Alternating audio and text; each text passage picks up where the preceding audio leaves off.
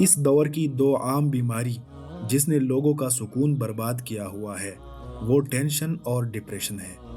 آدمی چاہتا ہے کہ دنیا میں ہر کام میری مرضی کے مطابق ہو، جو میں چاہتا ہوں وہی ہو، اور جس طرح میں چاہتا ہوں ٹھیک اسی طرح ہو۔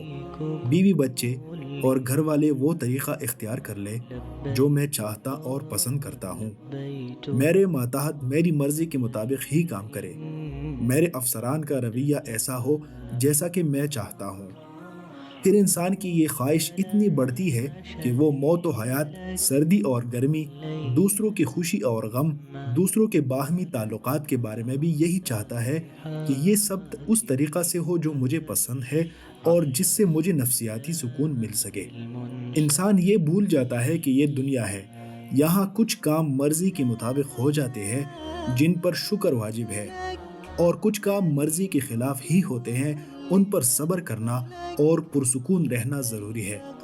بادشاہ ہو یا وزیر، حتیٰ کہ نبی علیہ السلام ہو یا ولی اللہ، سب حالات تو ان کی مرضی کے مطابق بھی پیش نہیں آتے۔ اگر بدر کی خوشی ہے تو احد کا غم بھی ہے۔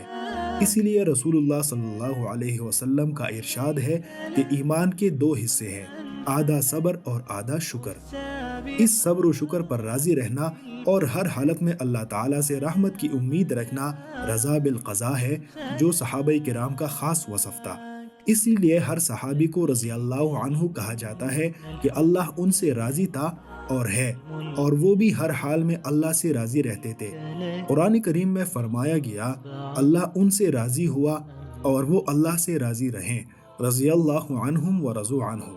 صبر و شکر اور ہر حال میں پرسکون رہ کر اللہ تعالیٰ سے راضی رہنا تمام مسائل کا حل ہے، کیونکہ مومن کا کبھی نقصان نہیں ہوتا۔ اگر دنیا میں نقصان ہو تو اس کا بدلہ آخرت میں مل جائے گا۔ اللہ تعالیٰ صبر و شکر اور رضا بالقضاء والی زندگی نصیب فرمائے، آمین۔